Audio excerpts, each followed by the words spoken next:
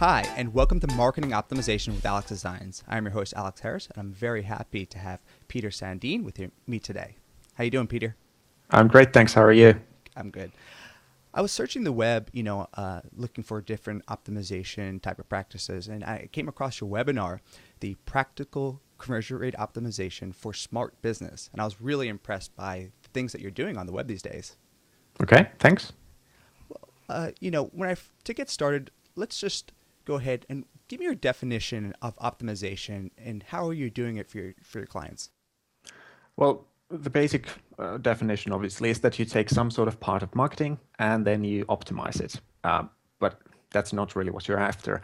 The way that I think I'm slightly different than others is that I focus a lot on the very fundamental stuff, the value propositions and the marketing strategy, which often are like seen as stuff that doesn't relate to conversion optimization. Conversion optimization is you A/B test one page on the site, and that's conversion optimization. When instead, I at least believe that the marketing strategy and the way that you deliver, or the way that you promise to deliver value, is much more important in your results than the exact wordings and such in the website itself.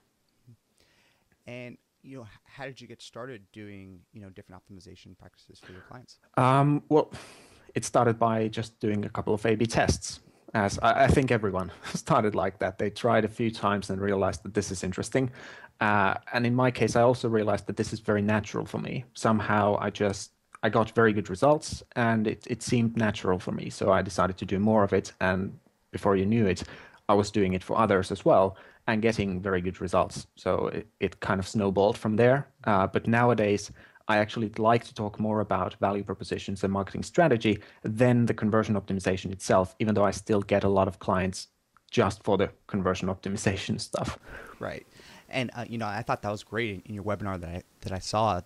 How the value proposition is so important because most people, they think they could just put up any headline or any picture, and that's basically good enough. Yeah. But we'll go into talking about that, and we'll look at some examples as well. Do you have a framework for when you do optimization for your clients? And do you use any software? Kind of, yes. And I'm actually starting to think that I have two. First one that I feel is actually more important is about the value proposition. And the way that I define value proposition is that it's the collection of the best reasons your target audience have for taking the action you're asking for. So for instance, it's the best reasons they have for joining your email list or buying your product.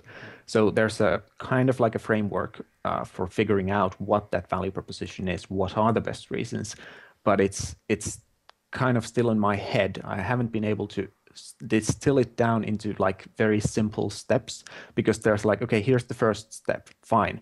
Then there's like 78 different variations of what the next step could be. So it's, I'd love to share something about it, but Right. it's the basic stuff is it believable? Does it actually make you better option for people than others? And is it really very specifically about the stuff that makes a difference for them, not for everyone, but rather just your target audience? But then there's another framework, which is basically looking for the details of generally just different aspects of marketing strategy. And I think the easiest way of demonstrating it is on websites.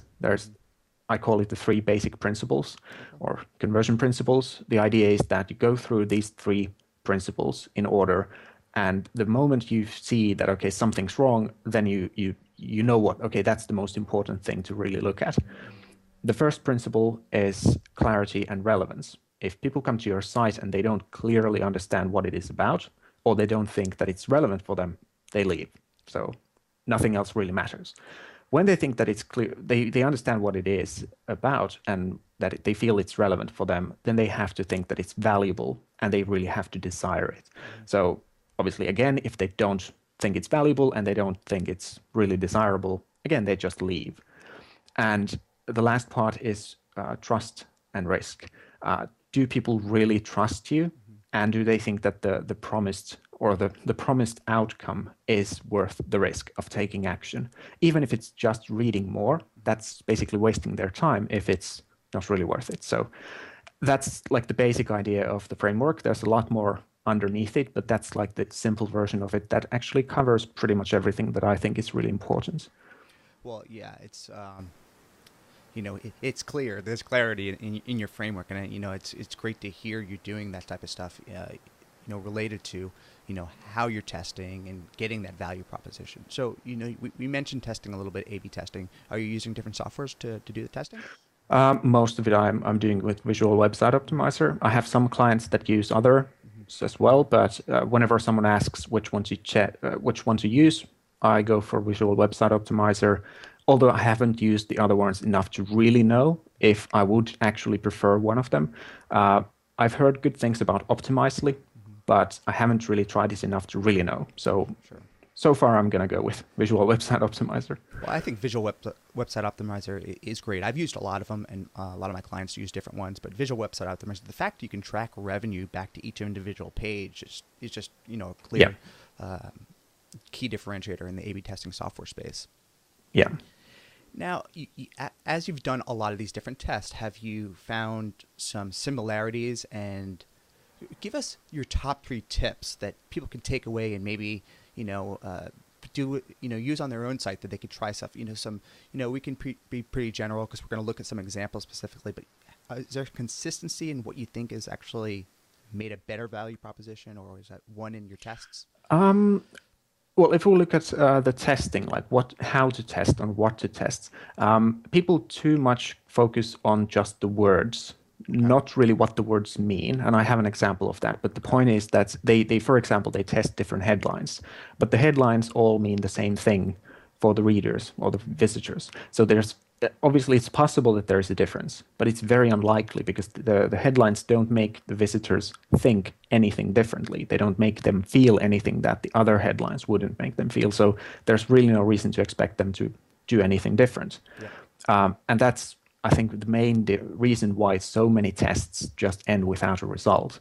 I remember hearing, I talked with some people in the Visual Website Optimizer, and they said, I don't think they wanted me to quote on the statistics because they weren't really hard facts, but the percentage of tests that are stopped before actually reaching statistical significance is significant. There's just a lot of tests just never reach that stage because it doesn't test anything worthwhile. It tests the words, not the message.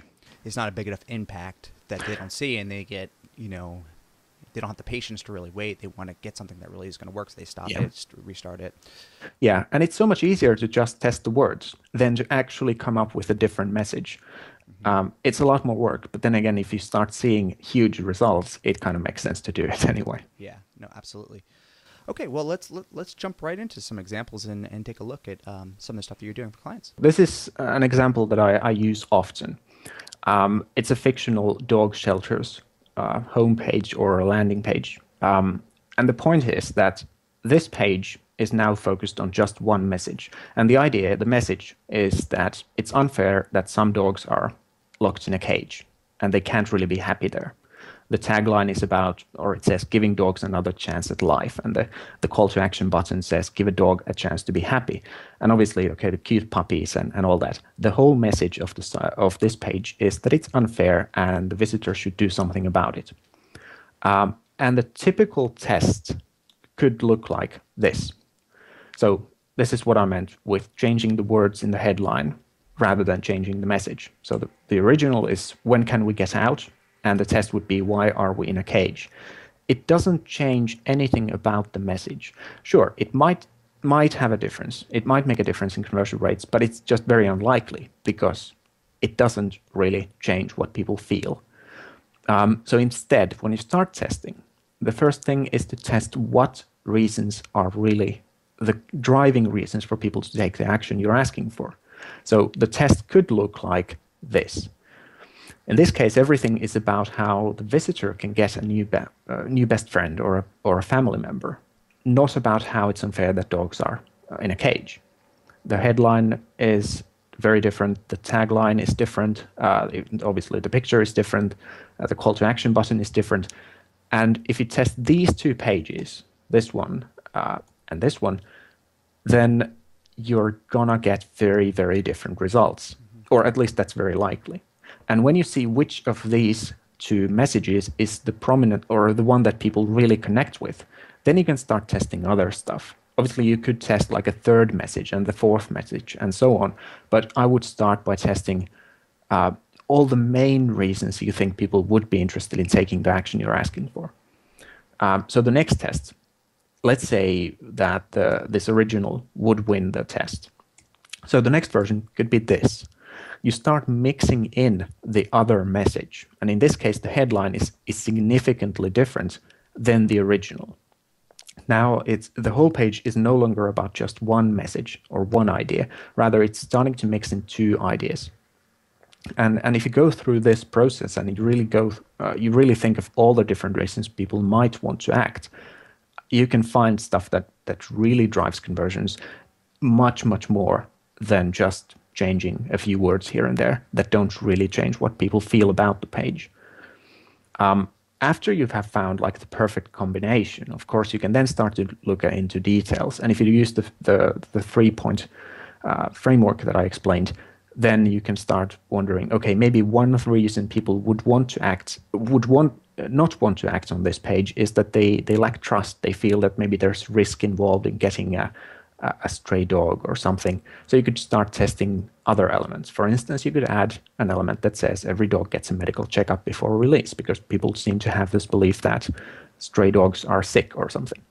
So by going through these, like the initial testing of the value proposition, the reasons that really drive the behavior, which is conversing, then you start off with major differences in conversion rates, and you really find the things that you should focus the page on. And then you can start adding in all this other stuff that can, obviously, they can make big differences. And I have examples where it has been significant differences even with very small changes on the page. But if you don't start with the big stuff, it's gonna take forever for you to get to the results you could get to if you started with big tests. Yeah, I think you're really tapping into the overall psychology of people here. You know, you're testing different variations of the photo and the headlines and the value proposition, obviously, but there's even emotion there. You know, the pictures of the people are, happy and the dogs are cute, but they're behind a cage. So I think you're really tapping into some great ideas there. Yeah. This is one that I did with Danny Innie, who runs Farpo Marketing. And this is actually something that I wrote a guest post for him about. And this isn't like a big secret or anything, but this was the launch sales page for his marketing training program called Marketing That Works. And the point was that he reached out to a few people he knew asking for feedback on his sales page. And I gave him feedback, but I also suggested that I would create like a competing page so that we see what happens.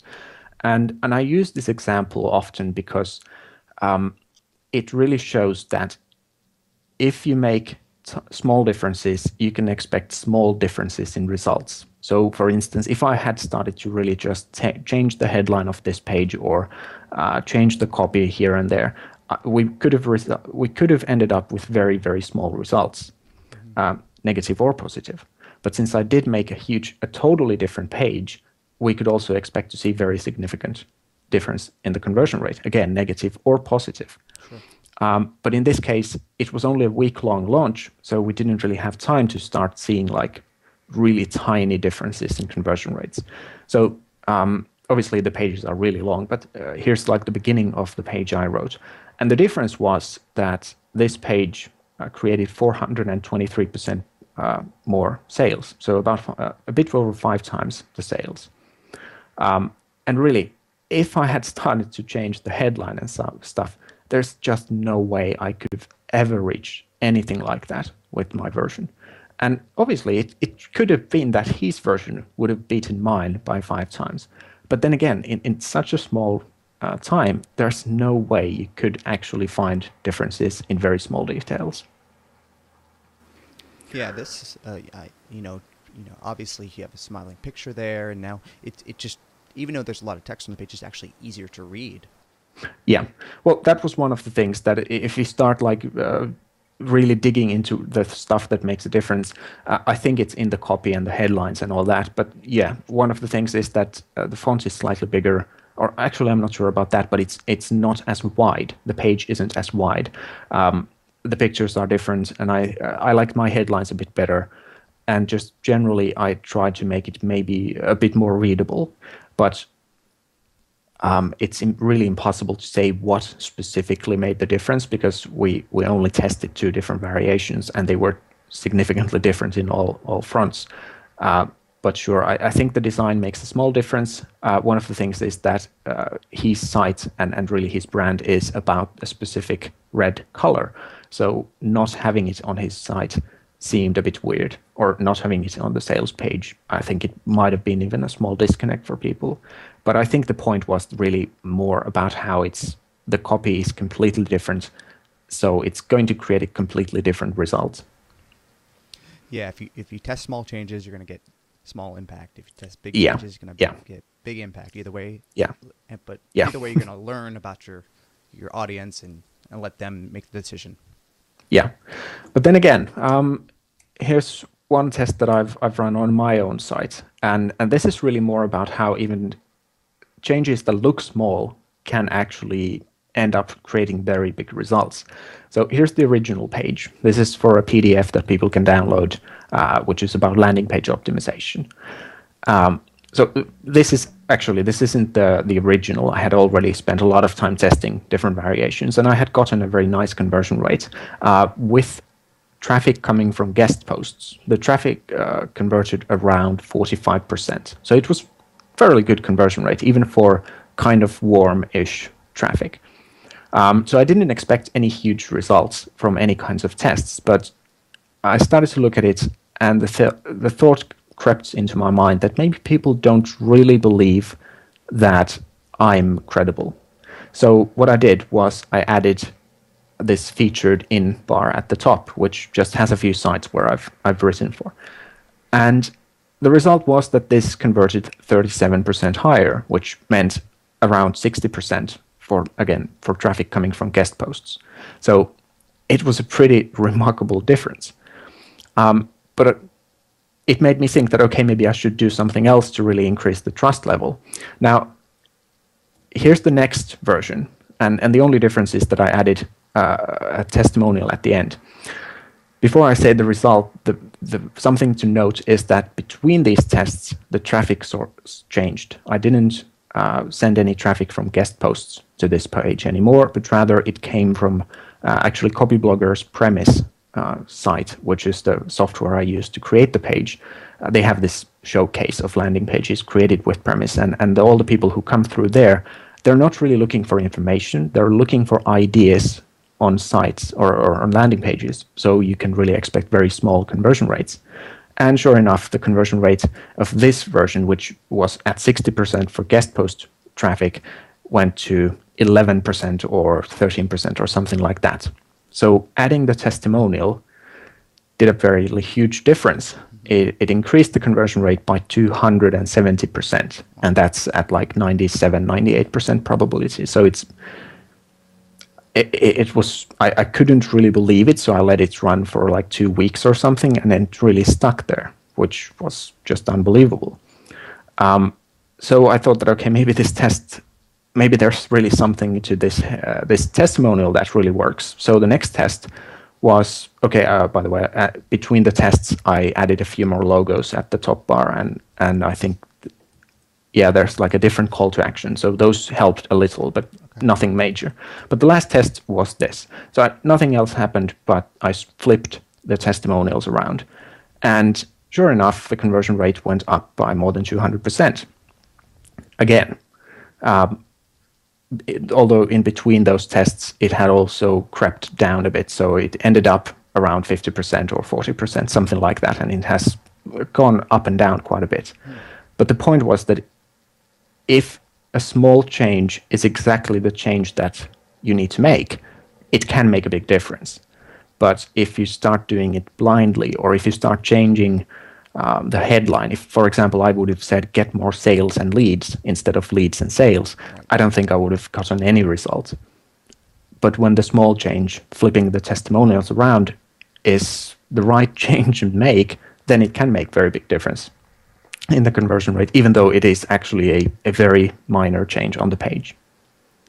It's definitely, minor as far as, design wise, but I think you're creating a better visual hierarchy, as your eye is able to really flow down that page. So I think it's actually essentially a bigger difference. You're starting at the top with, what they're calling, social proof, which is essentially just credibility. You're establishing yourself, leveraging other people's logos, and then the visual hierarchy as you're able to scan down the page. And, it kind of makes sense that those two testimonials are at the bottom, because as soon as you get to that button to the main call to action, you kind of reinforced by two bigger even testimonials right there. Yeah. Well, my website is petersandeen.com. Sandeen is Sand, E-E-N. Just Google it. You'll probably find it. And I think there is currently probably no obvious link to the conversion optimization webinar, but if you sign up and send me an email, I'll send you a link to it. It is somewhere. I just don't remember where. Yeah, we could put it in the show notes as well as, Yeah, I'll get you the link for it. But I think if people are interested in more in the value proposition stuff, the most popular download people have, or I have on my website, is about finding the core of your value proposition. It's at petersandeen.com/value. And the point is that it really gives you some sort of framework for finding the very core ideas that you can then build the really fully developed value proposition around. It has opened up quite a lot for some people. Some people haven't found it so useful, but I've had very lengthy conversation with people who have just figured out why they haven't seen any results, or how they have been able to double their results very, very quickly just because they suddenly knew what to focus on. So I think if you're interested in my stuff, I think that's a good place to start.